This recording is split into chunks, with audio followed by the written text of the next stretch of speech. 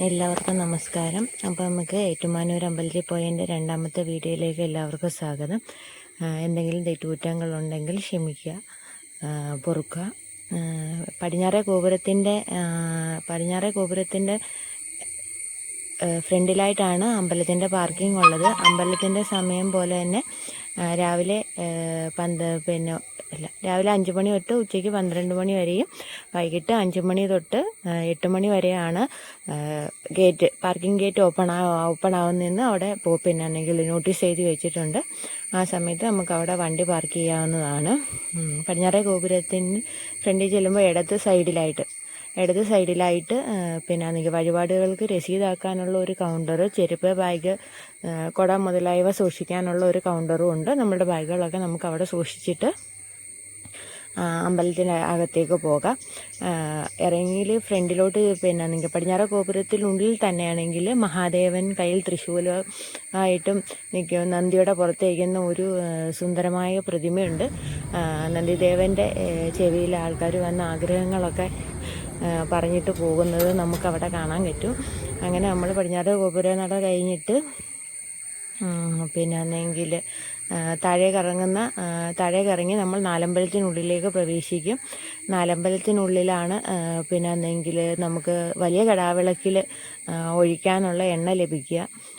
പണ്ടാണെങ്കിൽ ഒരു ദിവസം അമ്പലത്തിൻ്റെ ഭാരവാഹികളെല്ലാം കൂടി ഇരിക്കുമ്പോൾ നല്ല പ്രാകൃത വേഷക്കാരനായ ഒരു വലിയ കടാവിളക്ക് കൊണ്ടുവന്ന് ഇത് അമ്പലത്തിലേക്ക് എടുത്തിട്ട് എനിക്കെന്തെങ്കിലും തരണം എന്നിങ്ങനെ പറയുകയും അപ്പോൾ അവിടെ കൂടിയിരുന്നവരെല്ലാം കൂടെ അദ്ദേഹത്തെ പരിഹസിച്ചു എന്നാണ് പറയുക.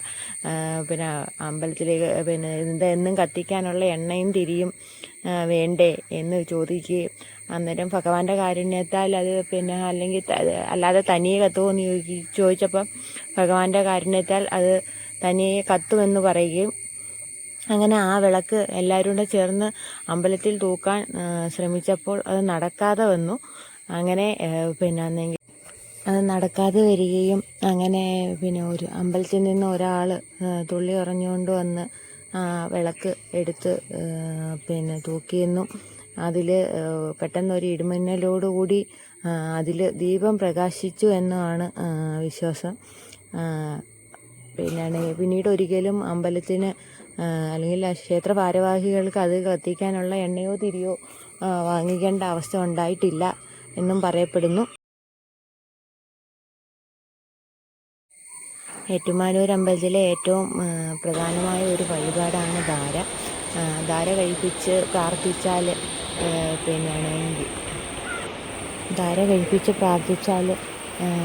ആഗ്രഹസിദ്ധി, ഇഷ്ടകാര്യസിദ്ധി ഉണ്ടാവുമെന്നാണ് വിശ്വാസം. ഇന്ന് ഉച്ചപൂജയുടെ സമയത്താണ് ധാര കഴിക്കുക.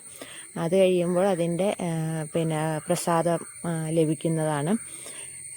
ഏറ്റുമാനൂർ അമ്പലത്തിലെ ദർശനം പൂർത്തിയാവണമെങ്കിൽ തൊട്ടപ്പുറത്തായിട്ട് തന്നെ ശ്രീകൃഷ്ണ ഭഗവാൻ അമ്പലമുണ്ട്.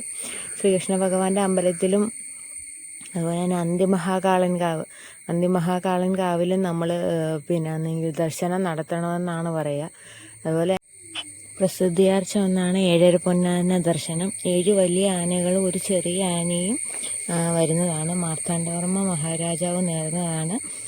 പിന്നീട് അദ്ദേഹം നാട് നീങ്ങുകയും തിരുനാൾ രാമവർമ്മ അത് വൈക്കത്തമ്പലത്തിലേക്ക് നേർന്നതാണ്.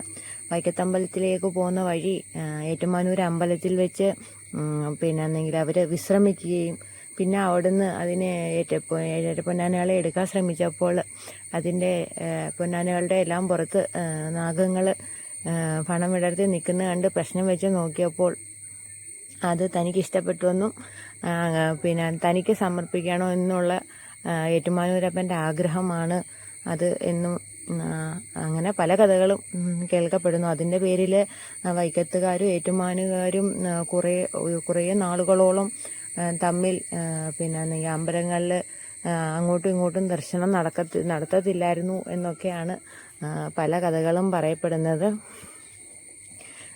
അതിനുശേഷമാണെങ്കിൽ ഏറ്റുമാനൂർ അമ്പലത്തിൽ കുംഭമാസത്തിലെ തിരുവാതിര നാളാണ് ഉത്സവം വരുന്നത്.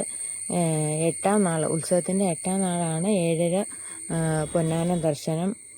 നമ്മൾ ശ്രീകോവിലിനകത്ത് കയറുമ്പോൾ തൊഴുത്തിറങ്ങി അന്തിമഹാകാളം കോവിലോട്ട് പോകാൻ വേണ്ടിയിട്ട് നാഗരാജാവിൻ്റെ പ്രതിഷ്ഠയുണ്ട്. നാഗരാജാവിൻ്റെ പ്രതിഷ്ഠയുടെ അതുവഴി അന്തിമഹാകാളങ്കാവ് എന്നൊരു ബോർഡുണ്ട്.